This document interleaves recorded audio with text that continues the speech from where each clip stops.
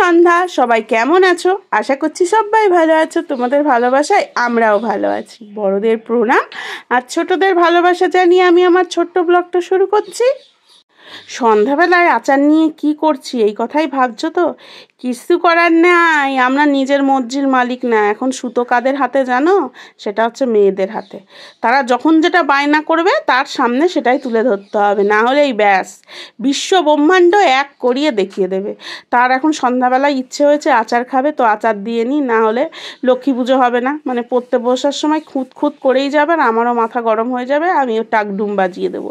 তো যাই হোক, প্রিয়দর্শিনী বসে বসে খেলছে। প্রিয়দর্শিনীর দিদি একেবারে ফুল প্রোটেকশন দিয়ে দিয়েছে, বালিশ চারিদিকে দিয়ে একেবারে ঘেরার মধ্যে বসিয়ে দিয়েছে। কিন্তু এই ফুল প্রোটেকশন দিতে গিয়ে খাটের যে কী অবস্থা হয়েছে কি আর বলবো। তো যাই হোক, খাটটা একটু ঠিক করার চেষ্টা করলাম, করে তারপরে ওই যে নিত্যদিনের তো একই কাজ, এই টাইমে রান্না, এই টাইমে খাওয়া, এই টাইমে বাসন মাজা আর এই টাইমে জামা গোছানো। হ্যাঁ, জামা কাপড় আমার এই সন্ধ্যাবেলাই গোছানো হয়, সন্ধ্যা দেওয়ার পরপরই। চলো জামা কাপড়গুলো গুছিয়ে নিই। আর এখন সবার জামা কাপড় কমই হয়, বেশিরভাগই হয় প্রিয়দর্শিনীর জামা কাপড়।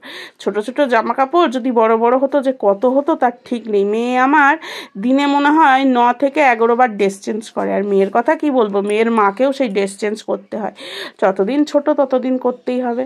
তো যাই হোক, জামা কাপড় একেবারে গুছিয়ে নিলাম, নিয়ে মাছটা বার করে নিলাম। আজকে হচ্ছে মঙ্গলবার, রাতে মাছ হবে। তোমরা তো জানোই সকালে আমার মাছ করা সম্ভব হয় না, কারণ সকালে হুড়হুড়দাবাং রান্না থাকে।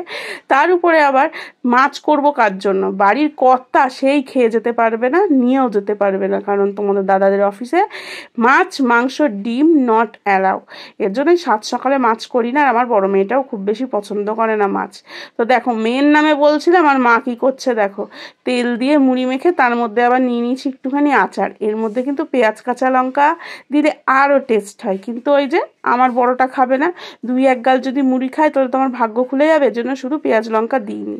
আর দেখেছো, মেয়ের মায়েরও কিন্তু ড্রেস চেঞ্জ হয়ে গেছে, সব প্রিয়দর্শিনীর কৃপায় হচ্ছে।